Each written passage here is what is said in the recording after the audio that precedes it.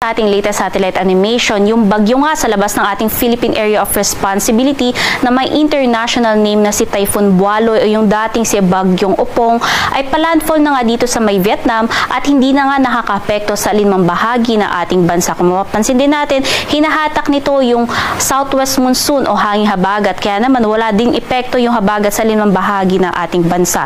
At yung nagpre-prevail nga ngayon na sistema ay yung easterlies o yung mainit na hangin galing Pasipiko. Kaya naman, sa buong bansa, magkakaroon lamang ng mga pulo-pulo at mga panandali ang mga pag-ulan. Sa magiging lagay ng panahon bukas, asahan nga na dito sa may Bicol Region, maging sa may silang bahagi pa ng Central Luzon at Calabarzon, makararanas din ng mga kalat-kalat na pag-ulan dala ng easterlies. Samantalang dito sa Metro Manila at nalalabi pang bahagi ng Luzon, magiging mainit at maalinsangan ng panahon at pagsapit ng hapon, andyan pa rin yung mga tsansa ng mga pulo-pulo at mga panandali ang mga pag-ulan.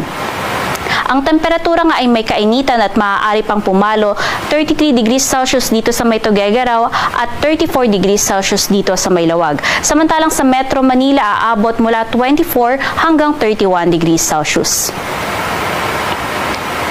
Sa magiging lagay ng panahon naman dito sa may Zamboanga Peninsula, maapektuhan din ng easterlies, kaya naman magiging kalat-kalat at makulimlim din ang mga panahon.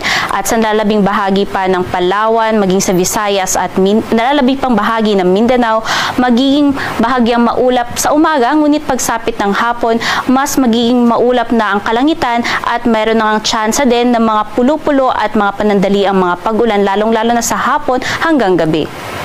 Ang temperatura nga sa malaking bahagi ng Visayas at Mindanao ay maaaring umabot hanggang 32 degrees Celsius at pinakamainit nga dito sa may silangang Mindanao kung saan maaari pang umabot hanggang 33 degrees Celsius sa may Davao.